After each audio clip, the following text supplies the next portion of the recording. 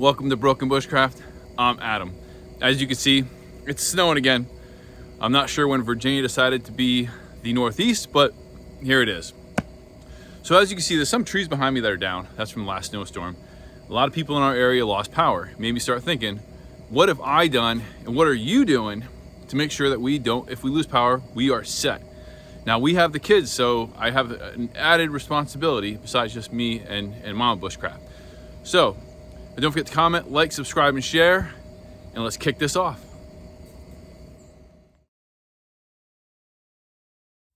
Now, the first priority to me is always water in any survival situation. Let me move that way.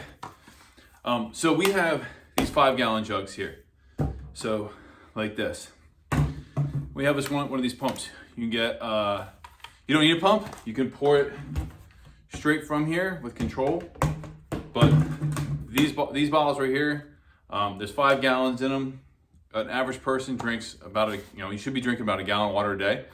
So we have 4 people in the house. So each of these lasts a little over a day. Because I make my monsters drink water. And you should be drinking water too. It's good for you. So hydrate. Water is one of the biggest things. Now we're gonna move on to another thing with water, but this is for drinking. You wanna have some source of water.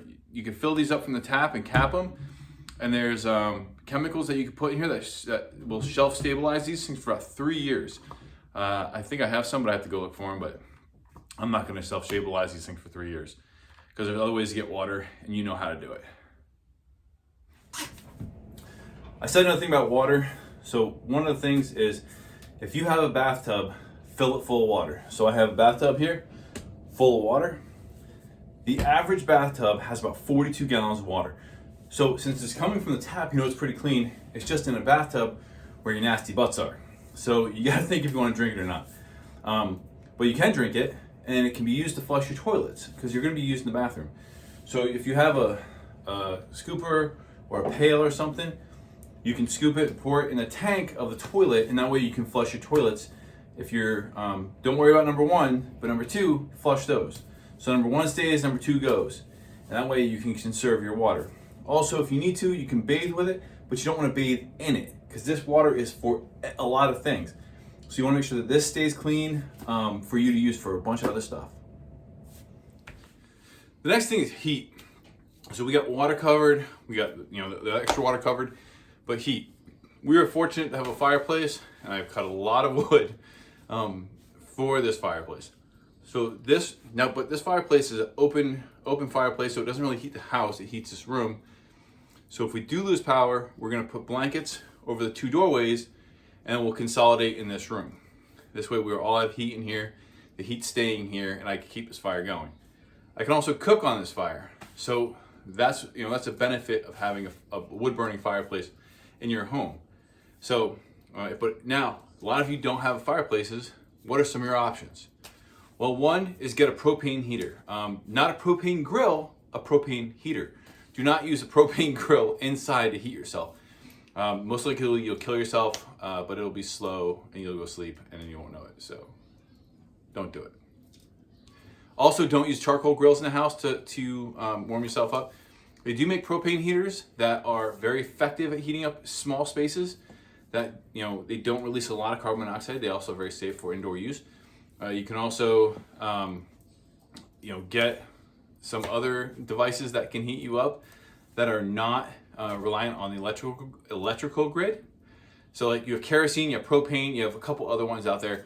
Do some research. They're not very big, they're not very expensive anymore. So I know the Costco has one for around $50. So, whatever it is. So heat and cooking, I can cook on this. But if you have a grill, you can cook on it. So grill is your option for cooking. You're not out of it, so people freak out and like, how am I gonna make lunch? You have a grill. Grill or make a fire. So heat and cooking. Next one's food.